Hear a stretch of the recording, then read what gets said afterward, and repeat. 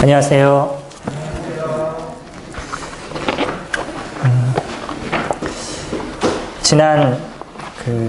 지난주 정도 됐을 겁니다. 지난주에 한참 이제 이슈화가 됐던 것 중에 하나가 박준영 씨의 모습이 한참 이슈화가 됐었었죠. 그래서 그 사람이 구원파냐 아니냐 뭐 그런 것 때문에 얘기가 많았었고, 그런 얘기가 왜 나왔나 싶었더니 박준영 씨의 아내가 유병헌 씨 조카더라고요. 연결이 되어져 있고, 또 그러다 보니까 이제 박진영 씨도 근처에 있는 구원파의 사람들을 많이 알고, 또 뭐 관계들도 있고, 뭐 이러다 보니까 누군가는 이제 이것을 깊게 파고 싶어서 잠입해가지고서 이제 그 영상을 찍었던 것 같습니다. 근데 박진영 씨는 나름대로 이제 본인이 얘기할 때 나는 구원파가 아니다라고 얘기하고 그거에 대한 반박을 쭉 이제 했었었죠. 그 사람이 구원파냐 아니냐 그것이 왜 이렇게 중요한지는 잘 모르겠습니다. 더 중요한 건 뭐였냐면 그분이 적은 간증문이었어요. 제가 간증문을 처음부터 끝까지 다 읽어봤는데 간증문에 신학적인 모든 것까지 숨겨져 있는 간증문은 거의 제가 읽어본 적이 없습니다. 그러니까 그가 적어놓은 간증문을 읽어보면 일반 사람들이 그냥 난 주님 믿었습니다 라고 적을 수 있는 그런 내용을 훨씬 넘어서요. 성경을 얼마만큼 연구하고 살폈는지가 그 안에 그냥 이렇게 녹아져 있습니다. 지난주에도 이제 누군가가 한 분이 저에게 카톡을 보내서 이해가 안 되는 부분이 하나 있어요. 그러면서 박진영 씨에 대한 얘기를 이렇게 문의를 했습니다. 그래서 거기에 대해서 쭉 이렇게 설명을 해드렸는데, 이해가 안 되는 것 중에 하나가 어떤 거였냐면, 그가 전도 집회를 했다고 그랬죠. 그러니까 전도 집회라기보다는 성경 공부라고 본인은 얘기를 하는데, 근데 그런 성경 공부를 하는 시간을 이렇게 가졌습니다. 뭐 적어놓기로 제가 본 걸로 한 30여 명부터 시작했는데 지금 한 100여 명이 됐었다. 그래서 100여 명이 같이 성경 공부를 이뤘는데 거기에 배용준 씨도 왔다. 뭐 이런 이제 내용들이 거기에 있습니다. 근데 이분이 하나님에 대해서 찾기 시작한 게 이제 좀 오래됐어요. 그래서 하나님에 대해서 찾기 시작하면서 성경을 읽어봤는데, 읽으면서 이게 사실인가라는 것을 알기 위해서 어디까지 갔냐면 이스라엘까지 갔습니다. 그러니까 이스라엘에 가서 거기서 몇 달 동안 있으면서 성경을 읽고, 그리고 성경에 있는 역사적인 사실들을 실질적으로 자기가 찾아본 거예요. 근데 구약에서 얘기하고 있는 이스라엘의 역사의 흐름이 실질적으로 이스라엘 사람들이 살아왔던 그 삶의 모습이었던 거죠. 그러면서 그가 느낀 게, 성경은 사실이구나라는 확신을 갖고 이제 돌아왔어요. 그러면서 무엇을 얘기하느냐를 알기 위해서 성경을 계속적으로 이제 살피면서 예수 그리스도의 구원에 대한 모습들, 십자가의 모습들, 뭐 이런 부분에 대해서 그 나름대로 정립을 다 해나가는 시간들이었습니다.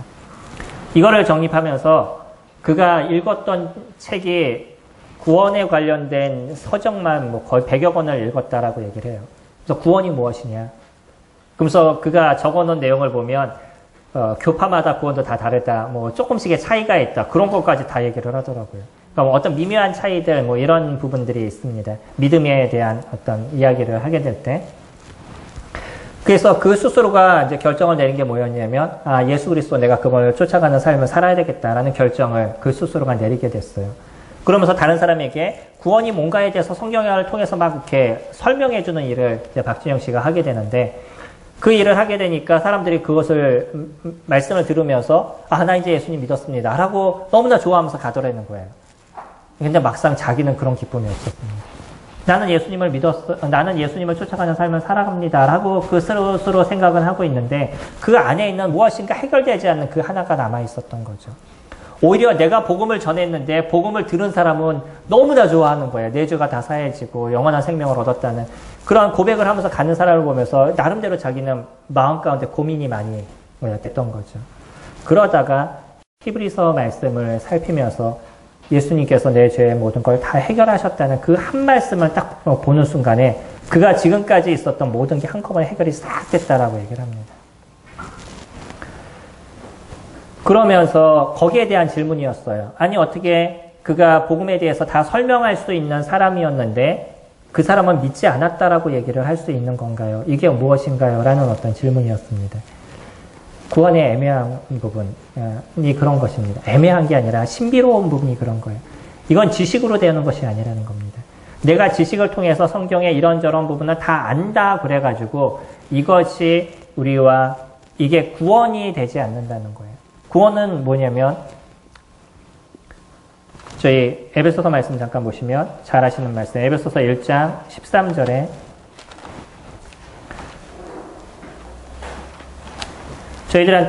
저희들에게 아주 잘 설명해 주는 말씀이 에베소서 1장 13절입니다.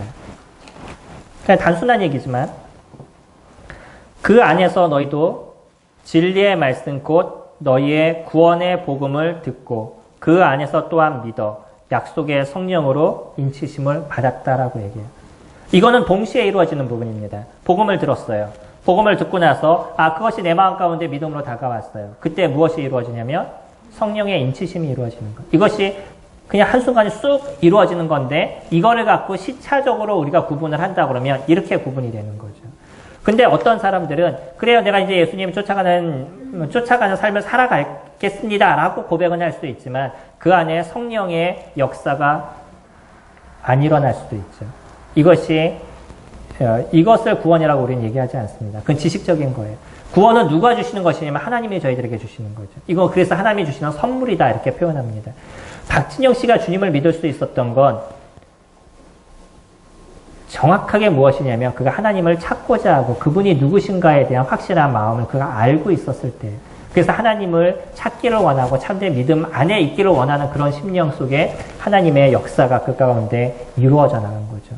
그렇기 때문에 구원은 내 죄에 대한 진정한 그 회개와 그분이 나에게 누구신가에 대한 고백, 그런 고백이 우리 안에서 함께 이루어져 가게 되어져 있는 거죠. 구원이라는 것은 놀라운 것입니다. 박진영 씨가 어떤 분인지 잘 모르겠어요. 제가 제일 싫어했던 사람 중에 한 사람이 사실은 박진영 씨였습니다. 근데 그 간증문을 읽는 순간에 너무나 많은 감동이 제 마음 가운데 이렇게 젖어 들어왔어요. 그리고 나름대로 저는 그 이후에 그 사람을 모르지만 자기 스스로가 많이 변했다라고 본인이 얘기를 하더라고요. 그게 구원의 역사인 겁니다. 복음이라는 게 놀라운 게 성령이 우리 안에 인치심이 되고 성령이 우리를 지배하시는 삶이 딱 되는 순간에 우리들의 생각이 누구에게 놓여지겠냐면 하나님께 놓여지게 되는 거예요. 우리들의 삶이 그 속에서 변하게 될 수밖에 없는 게 이 구원의 무서움이고 놀라움인 겁니다. 우리는 그런 은혜를 함께 누리고 있는 자들이에요. 그래서 우리들의 왕이 누굽니까? 라고 저희들이 얘기하면 저희들이 하나님입니다. 물론 예수 그리스도입니다. 그런 표현을 저희들이 함께 쓰고 있는 것이죠. 그분이 저희들의 왕이고 저희들의 전부이심을 저희들이 고백을 하기 때문에 우리들의 인생이 누구에게 놓여져 있는 삶을 사냐면 하나님 그분 앞에 놓여져 있는, 예수 그리스도 그분 앞에 놓여져 있는 인생을 저희들이 살아가게 되는 거죠. 저희 요한복음 19장 말씀 같이 보시기 바랍니다. 오늘 본문 말씀 요한복음 19장 17절부터 조금 길지만 30절까지 저희 한 절씩 같이 교독하도록 하겠습니다. 신약 182페이지 요한복음 19장 17절입니다.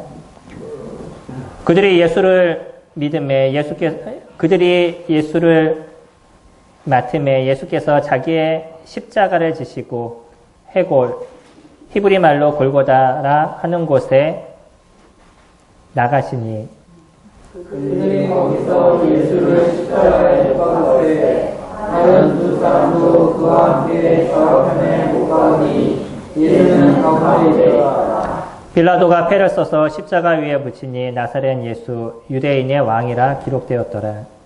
예수께서 못 박히신 곳이 성에서 가까운 곳으로 많은 유대인이 입회를 입는데 히브리와 로마와 헬라어로 기록되었더라.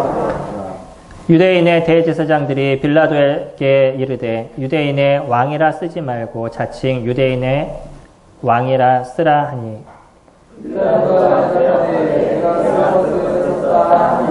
군인들이 예수를 십자가에 못 박고 그의 옷을 취하여 네 깃에 나눠 각각 한 깃씩 얻고 속옷도 취하니 이 속옷은 호지 아니하고 위에서부터 통으로 짠 것이라.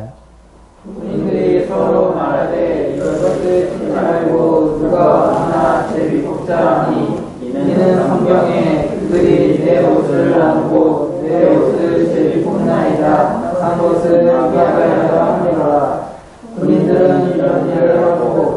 예수의 십자가 곁에는 그 어머니와 이모와 글로바의 아내 마리아와 막달라 마리아가 섰는지라. 예수께서 자기의 어머니와 사랑하시는 제자가 곁에 서 있는 것을 보시고 자기 어머니에게 말씀하시되 여자여 보소서 아들이니라 하시고 또 그 제자에게 이르시되 보라 내 어머니라 하신대 그때부터 그 제자가 자기 집에 모시니라. 그 후에 예수께서 모든 일이 이미 이루어진 줄 아시고 성령을 응하게 하려 하사 이르시되 내가 멀다 하시니 거기에 신 포도주가 가득히 담긴 그릇이 있는지라. 사람들이 신 포도주를 적신 해면을 우슬초에 메어 예수의 입에 대니 예수께서 신 포도주를 받으신 후에 이르시되 다 이루었다 하시고 머리를 숙이니 영광이 나아가시니라. 우리는 예수 그리스도 그분이 십자가에 달리시는 그 모습을 지금 지켜보고 있습니다. 지금의 이 모습을 저희들이 기억할 때 저희들 마음 가운데 그 울컥한 우리들 마음 가운데 감사한 그런 마음이 저희들 안에 젖어 드시리라고 생각이 됩니다. 이것이 믿음 안에 있는 사람들의 모습인 거예요. 그리스도의 십자가를 저희들이 바라보며 왜 그분이 나를 위해서 죽으셔야만 했는지, 왜 그분이 그곳에서 이와 같이 고통을 당하셔야만 했는지에 대해서 그것이 나를 위한 것이라는, 나 때문이라는 그분의 마음을 저희들이 볼 수가 있는 거죠. 그렇기 때문에 이와 같은 말씀을 저희들이 읽을 때마다 저희들 마음 가운데 숙연해짐과 그리스도에 대한 사랑과 그분에 대한 감사함이 자연스럽게 저희들을 적셔가는 것을 저희들이 느끼게 됩니다. 이런 사람들이 예수 그리스도 그분이 저희들의 왕이심을 고백하는 사람들의 모습이에요. 예수님은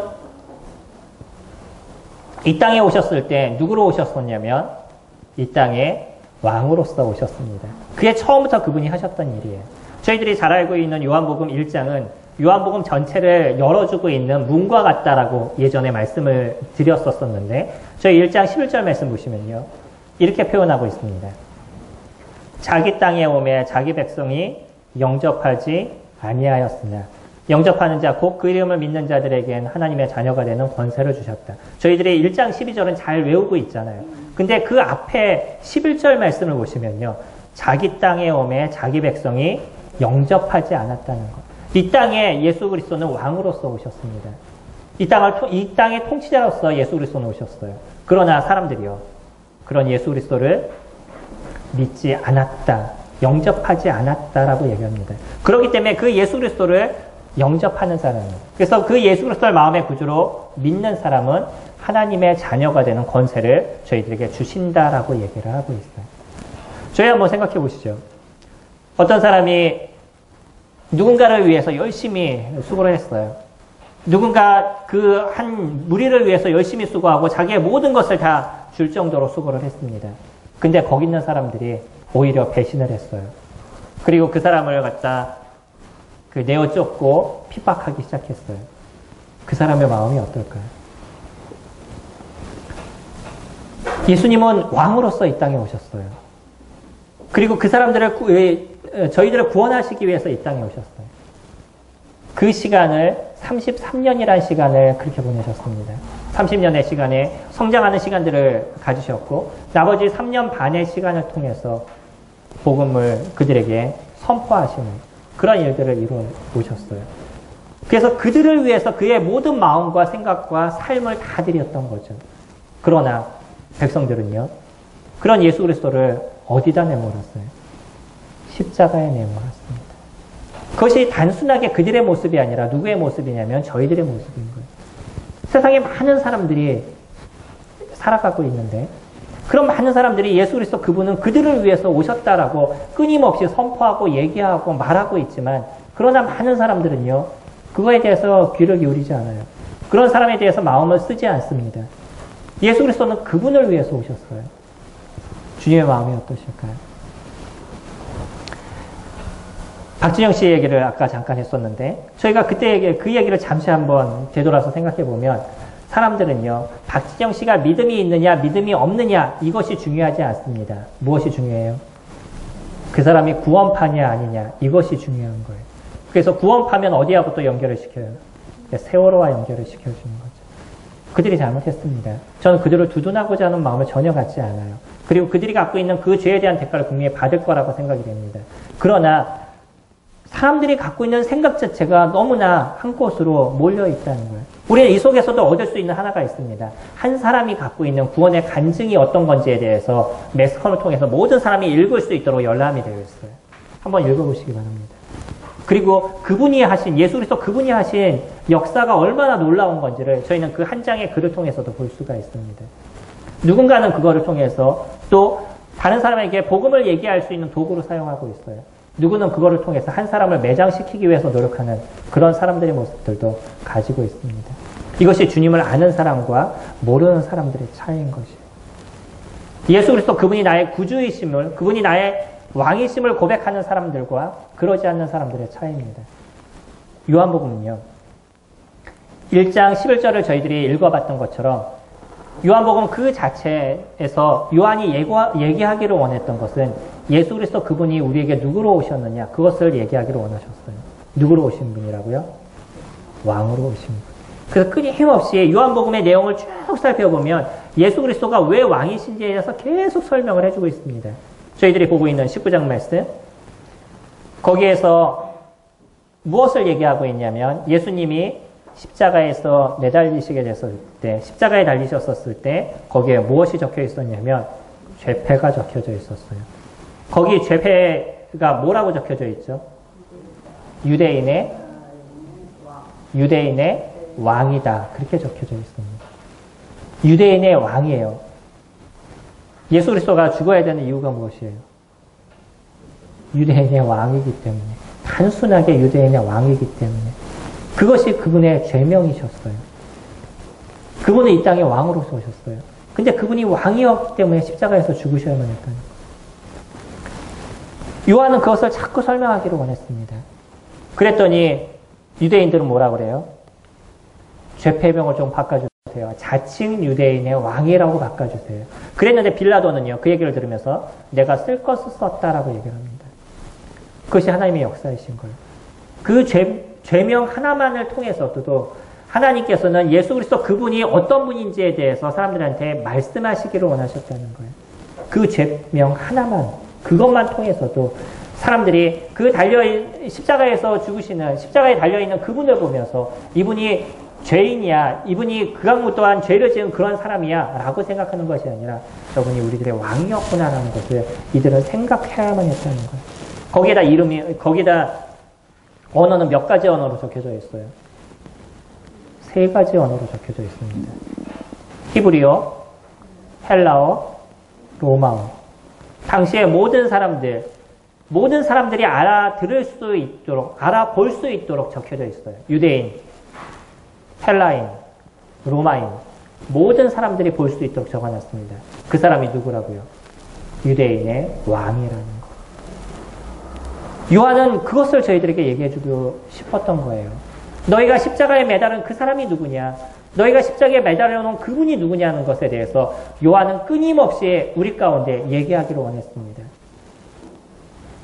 저희들이 기억해야 되는 것, 그분이 우리에게 누구시냐는 것. 우리는 예수 그리스도 그분을 기억하면서 저희들의 왕임을 고백을 합니다. 그분이 저희들의 왕이라면 저희들은 당연히 왕으로서 예수 그리스도를 모시는 삶을 저희가 살아가야 되는 것이죠. 그분이 저희들의 주시라면 주인으로서의 삶을 저희들이 살아가야 될 것입니다. 요한은 저희들에게 그것을 얘기하기를 원했다. 근데 그 예수 그리스도는요, 십자가에 달리신 그 순간 속에서도 그분이 하시는 가장 낮은 일을 저희들에게 하고 계시는 것을 보여줘요.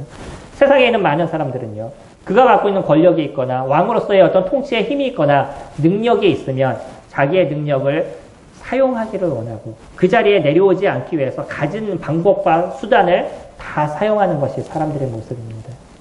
저희 지금 평화의 무도가 막 이루어지고 있는 북한과 남한의 이런 모습이지만 그가 자기의 권력을 잡기 위해서 얼마나 많은 사람들을 숙청을 시켰어요. 자기의 자리를 잡기 위해서 온갖 수단과 방법을 다 이뤄가는 게 사람들의 모습입니다. 그거는 단순하게 저희가 지금 북에 있는 그 사람을 얘기하는 것이 아니라 그분만을 얘기하는 것이 아니라 우리가 살아가는 삶에서도 우리 자체의 모습을 보게 되면 사람들이 권력이라는 그 아무것도 아닌 작은 권력 하나만 붙잡아도요, 그것을 갖고 그거보다 조금 못한 사람을 얼마만큼 휘둘르게 하려고 노력을 하는지 인간이 갖고 있는 이 죄성이 엄청난 부분을 갖고 있습니다. 어떤 사람이 그냥 뒤에서 허드렛 일을 하다가 운전을 하기 시작하면 이제 내가 운전을 하게 되니까 그 밑에 있는 사람을 우습게 여기는, 이게 인간이 살아가고 있는 삶의 모습입니다.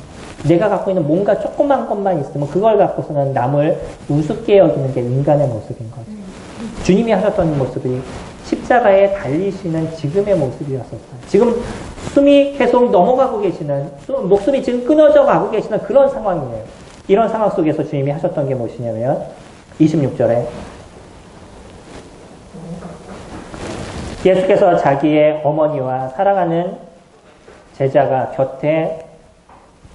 곁에서 있는 것을 보시고 자기 어머니께 말씀하시되 여자여 보소서 아들이니라 하시고 또 그 제자에게 이르시되 보라 내 어머니라 하신대 그때부터 그 제자가 자기 집에 모시니라.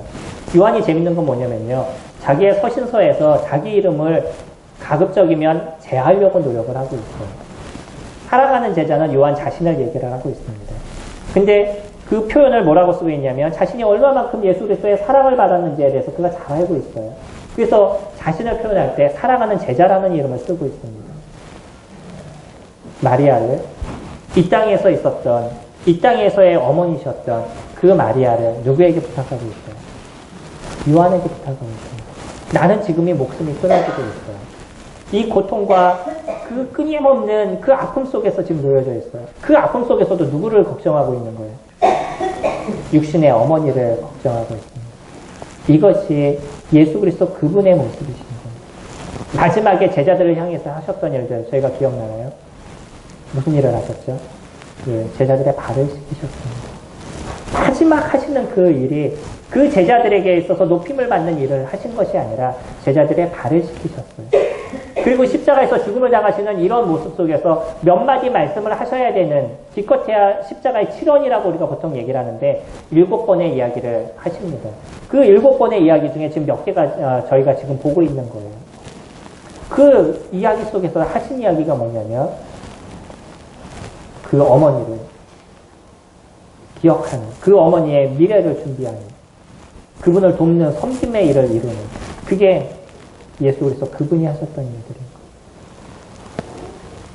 거예요. 가장 마지막까지 섬김과 도움의 일들을 이루십니다.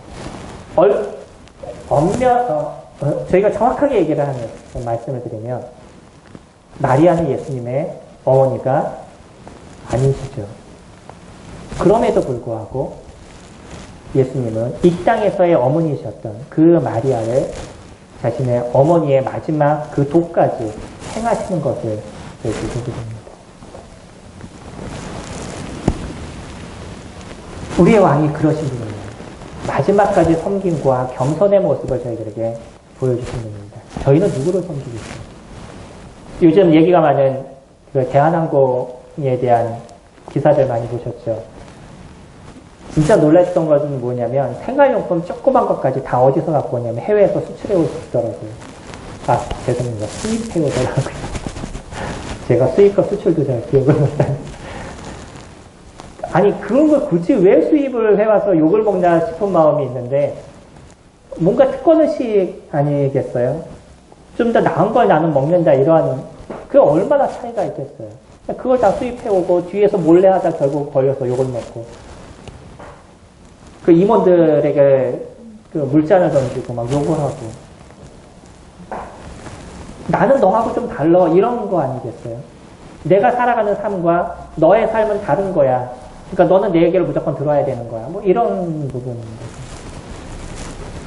이게 뭔가 조금 갖고 있으면 그냥 사람들을 갖다 우습게 여기는 이런 사람들의 모습입니다. 이거는 비단 그들의 얘기가 아니라고 말씀을 드렸어요. 저희들도 계속 조심해야 되고 고민해야 될 모습들인 겁니다. 그러나 예수 그리스도 그분이 저희들에게 보여주신 건 끊임없이 낮은 자로서 섬기는 모습을 저희들에게 보여주고 있습니다. 이게 섬김의 리더십의 모습인 거죠. 성도님들이 참된 리더가 되기를 원하신다면 섬기는 자가 되시기 바랍니다. 크리스찬은 그런 거예요. 크리스찬들은 진정한 리더가 되기 위해서는 섬기는 자가 되셔야 되는 거예요.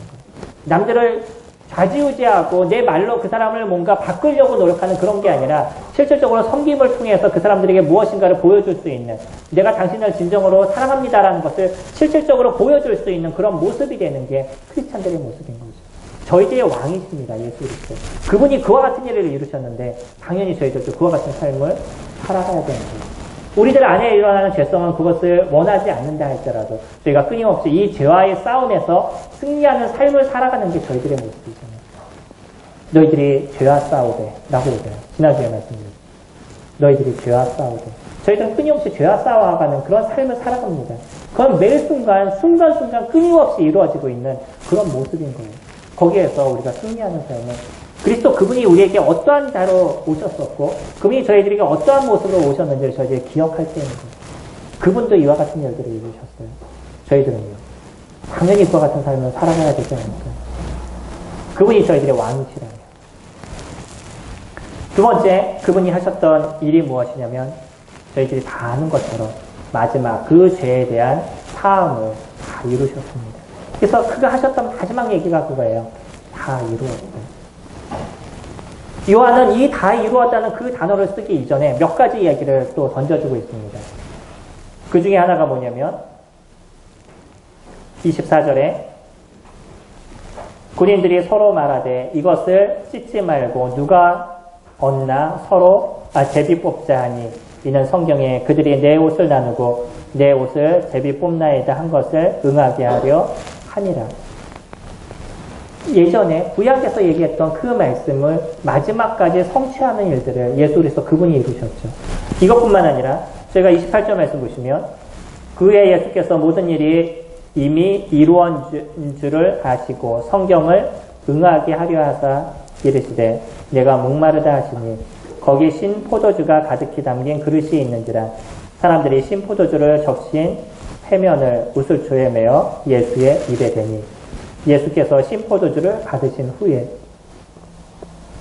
아무것도 아닌 글을 갖다가 굳이 성경에 계속 적어주고 있어요. 왜 그러죠? 구약에서 이미 이와 같은 얘기를 저희 가운데 해주시고 있기 때문입니다. 저기 시편 69편 21절 말씀 보시면 잠깐 찾아볼까요? 시편 69편 21절입니다.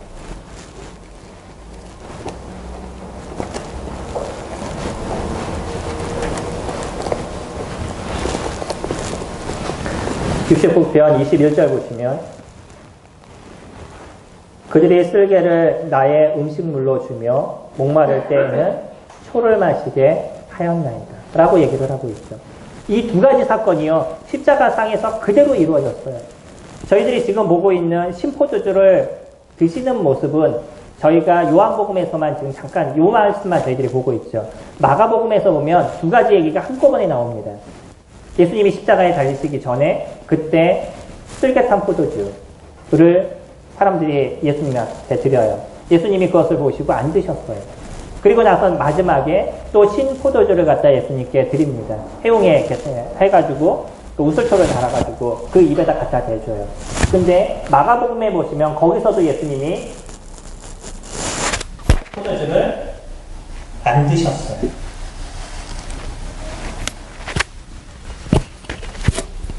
지금 저희들이 보고 있는 요한복음에서는 그냥 드시노라고만 나오죠. 그러니까 요한은 그냥 중요하게 얘기한 건 뭐냐면 예수님이 이와 같은 일을 이루셨다는 것만 중요하게 얘기하고 있습니다. 마태복음에 보시면 예수님이 마지막 성찬을 이루시면서 하신 얘기가 있으셨어요. 내가 하나님 나라에서 새 포도주로 너희와 함께 마시기 전까지 내가 포도주를 마시지 않겠다라고 얘기하시죠. 그리고 안 드셨습니다. 지금 요한복음에는 그냥 신포도주를 받으신 후로 그냥 딱 끝나고 나지만 마가복음이나 마태복음이나 보시면 맛보시고 안 드셨다라고 얘기를 하고 있어요. 중요하게 지금 요한이 얘기하고 싶은 거는 무엇이었냐면 구약에 있는 내용을 거기서 성취하신 이분, 결국 이분이 누구시라고요? 메시아이시고 왕이심을 요한은 얘기하기를 원하셨다는 거예요. 끊임없이 설명을 해주고 있습니다. 예수 그리스도 그분이 너희들에게 누구냐? 예수 그리스도 그분이 우리에게 누구시냐? 그것을 요한은 계속적으로 설명하기를 원했던 거예요. 그리고 그 왕이신 그분이 무엇을 이루셨어요? 마지막 우리 죄에 대한 대가를 다 지불하셨습니다. 다 이루었다. 히브리 말로, 헬라어 말로 얘기하면 테텔레스타이. 그분이 마지막으로 다 이루었다. 그렇게 얘기하시고 거기에서 죽음을 당하셨어요. 이 단어 자체가 너희들에게 속전을 모두 다 해결했다. 모든 걸 다 해결했다. 그런 의미를 갖고 있는 게 이 테텔레스타이라는 그러한 이야기입니다.